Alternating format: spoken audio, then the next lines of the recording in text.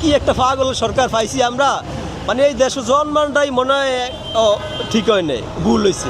একটা বিনোদনের দেশে জন্মাইছে, বুঝছেন? এই দেশে বলে কুত্তায় বলে আকশনের সময় আকাম কুম যা করছে করছে, আওয়ামী লীগের এই উইসিতে খুব ভালো কয় না। এখন আপনি নির্বাচন করবেন, এই যে আসিফ নজরুল এই লোকটা কইছে নির্বাচন করবো, ভালো একটা নির্বাচন করে দিয়ে দেবো। তো বাংলাদেশও আওয়ামী লীগ বিএনপি দুইটাই তো বড় দল, একটা দল থাকবোই না, তো আর ভালো নির্বাচন হয় কেমনি? কারণ আওয়ামী লীগ যদি খারাপ হয়ে থাকে মানুষে ভোট দিব না, আওয়ামী লীগের আওয়ামী লীগ ভোট পাইব না, এই তো শেষ। এটাকে জোর করে আপনি নিষিদ্ধ করার কি আছে? একটা মানুষের যদি আপনি জোর করেন তাহলে হের প্রতি মানুষের আবেগ বাড়ে, বুঝছেন? এই সরকারের আকাম কুকামের কারণে আওয়ামী লীগের প্রতি জনপ্রিয়তা আরও মানুষের বাড়ে। আসিফ নজরুলরা হয়েছে আপনার এক হিসেবে এরা শয়তান, মানে একবার এক রূপ ধারণ করে। যে আসিফ নজরুল যে আল্লাহ রূপ ধারণ করছেন এই এর আগে, ডক্টর ইউনূসে আসার আগে, এই আল্লাহ রূপ কেউ না আছে?